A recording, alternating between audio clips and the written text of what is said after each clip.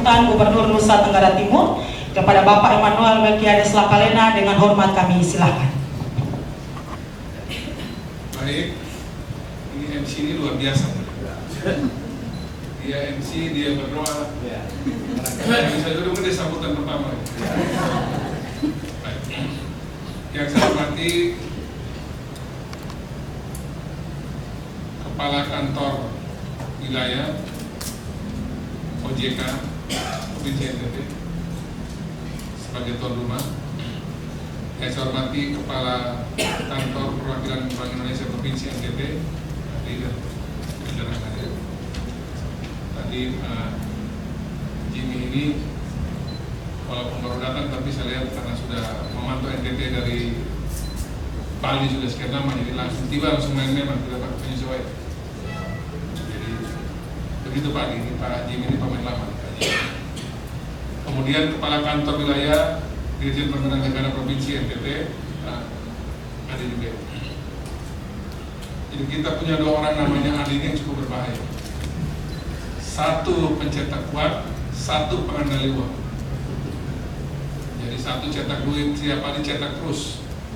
Satunya kendalikan permainan keuangan NTT dengan diatur kapan kasih kapan tidak. Yang saya hormati Kepala OPD dari Provinsi NTT hari ini. Ada Pak Sony Libing, ada Pak Sony Libing dari Perindah, kemudian Pak Mahdim Perhubungan, Pak Benny Meno, ini Kepala Keuangan, kemudian Pak Jan Octavianus, Kepala Peternakan, kemudian Pak Ibu Sulastri, Dinas Kelautan Perikanan, dan Pak Liari Rupidara yang dari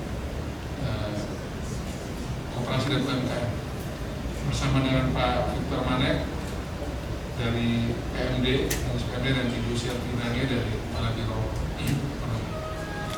Yang saya hormati juga Ibu Mira Kale, Kepala BPS, yang hasilnya membuat semua orang berdebat. Saya kan cuma membacakan, tapi kemudian banyak orang berdebat. Ibu Mira kami cerita dulu soal tadi. Kemudian juga di sini para pengamat ekonomi kita, terima kasih sudah rutin sekali bersama kita, para akademisi kita dari kampus dan dari Ikatan Sarjana Ekonomi Indonesia. Terima kasih. Dan juga tentu semua tamu undangan, teman-teman dari berbagai institusi yang ada pada hari ini. Shalom. Shalom. Salve. Salve. Assalamualaikum warahmatullahi wabarakatuh. Waalaikumsalam warahmatullahi wabarakatuh. Om Swastiastu. Namo Buddhaya. Salam sehat, salam bahagia bagi kita semua. Para saudara yang pertama, puji syukur dari Tuhan. Sebenarnya kita bisa mengikuti rapat koordinasi pembahasan perekonomian daerah Provinsi NTT menjelang hari besar keagamaan dan bulan suci Ramadan dan menjelang hari suci Nyepi, Idul Fitri 1447 Hijriah dan Paskah 2026 dalam kondisi sehat dan juga berbahagia. Pertumbuhan ekonomi Provinsi NTT di bulan keempat 2025 year-on-year itu tumbuh 5,34%, di mana produk domestik regional bruto (PDRB) kita mencapai 148,37 triliun. Inflasi Provinsi NTT bulan Februari 2026 secara year-on-year sebesar 3,42%, dengan indeks harga konsumen sebesar 110,15.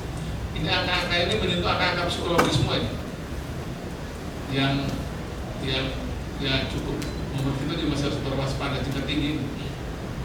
Hadirin saya hormati, ketersediaan pasokan dan keterjangkauan harga kebutuhan bahan pokok dan bahan penting ini sangat dipengaruhi oleh mekanisme distribusi, dan sebagian besar bahan pokok merupakan komoditas pemicu inflasi yang dibutuhkan, dan sayangnya itu sebagian besar masih didatangkan dari luar.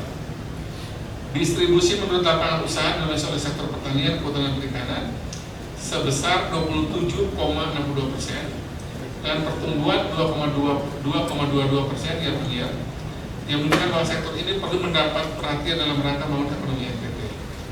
Saya ulangi lagi, pertanian, kehutanan, dan perikanan. Hadirin saya hormati, saya mengajak kita memberikan perhatian pada beberapa hal berikut. Pertama, negosiasi kebijakan anggaran belanja pegawai. Ini ada di Undang-Undang Hubungan Keuangan Pusat dan Daerah, terutama pasal 146, di mana kita diminta untuk batas maksimal belanja proyek 30%.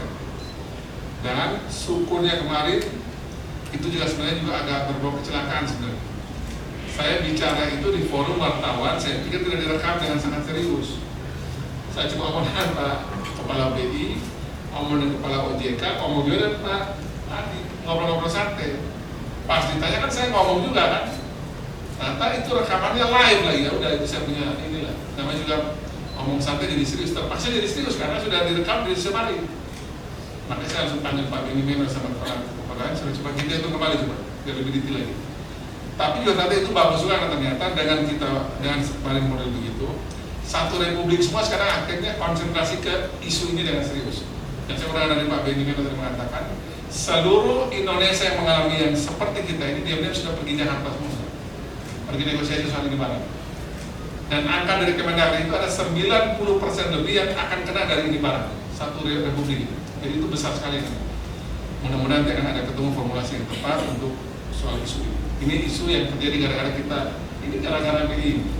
Acara sama PWI bikin acara tiba-tiba dibikin live. Jadi ini masalah besar yang kita nikmati lebih cepat lebih baik misalnya. Kemudian yang kedua terkait dengan peningkatan pendapatan si daerah. Target kami kan 2,8 T. Di tengah juga berbagai penyesuaian, berbagai regulasi dari pusat, yang ternyata juga kami tidak mudah mencapai di 2,8 T. Tapi inilah tantangan kami, dan kami akan juga mencari cara bersama dengan semua pihak terkait. Berikutnya isu ini adalah percepatan proyek infrastruktur jalan di mata. Salah satu pemicu inflasi itu kami sampaikan adalah akibat transportasi, baik itu bisa udara, bisa laut, tapi kalau kita banyak darat ini di timur, di Sumba, di Flores ini, itu problem jalan dan jembatan itu menjadi problem inflasi serius di 30 besar ini. Kemudian juga perumahan layak huni, rencana kami itu kan target bangun 31.000 lebih rumah untuk masyarakat yang miskin di lapis bawah ini. Tapi nampaknya tidak akan bisa mencapai ideal 31.000 karena skema yang kami bangun gotong royong itu tidak semua daerah siap karena problem fiskal yang memang terbatas. Tapi paling tidak hitungan saya itu minimal di atas 15-20.000 mestinya dapat.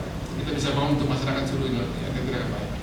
Kemudian peningkatan kualitas pendidikan dan tenaga pendidikan ini juga masih menjadi isu yang utama. Kemudian digitalisasi data dan administrasi, dan juga tentunya ini kaitan dengan kami punya portal Sesando yang kami buat di Provinsi NTT. Dan terakhir adalah kami membuat 5 tim kerja yang nanti mudah-mudahan ini bisa terkoneksi dengan baik dengan semua Bapak Ibu sekalian yang menjadi bagian dari kementerian dan lembaga yang ada di tingkat Provinsi NTT. Ini akan menjadi bagian dari 7 prioritas pembangunan NTT di tahun 2026 yang akan kami integrasikan dalam rancangan kebijakan umum anggaran KUA dan prioritas plafon anggaran sementara PPS yang nanti akan dibahas lebih detail oleh Pak Benny Meno dan tim dalam pembahasan dengan DPRD. Akhirnya dengan memohon berkat dan rahmat Tuhan yang Maha Kuasa, saya izin Bapak Ibu yang ada di sini, maka kegiatan rapat koordinasi pembahasan dan perekonomian daerah Provinsi NTT menjelang Hari Besar Keagamaan Nasional dalam masa bulan suci Ramadan, menjelang Hari Raya Hari Suci Nyepi, Idul Fitri 1447 Hijriah dan Pasca tahun 2026 ini saya nyatakan dibuka secara resmi. Kita berikan tepuk tangan yang meriah. Shalom, salve, wassalamualaikum warahmatullahi wabarakatuh. Om Santi Santi Santi Om. Nama budaya, salam satu bagi kita semua dan saya kembalikan ke MC. Terima kasih Bapak. Ya, sekali lagi kita berikan tepuk tangan yang meriah Bapak Ibu. Ya. Dan selanjutnya kita akan masuk dalam rapat pembahasan yang pada kesempatan ini akan dimoderatori oleh Kepala OJK Provinsi Nusa Tenggara Timur, Bapak Yanji Mihendrik Simarmata, dengan hormat disilahkan.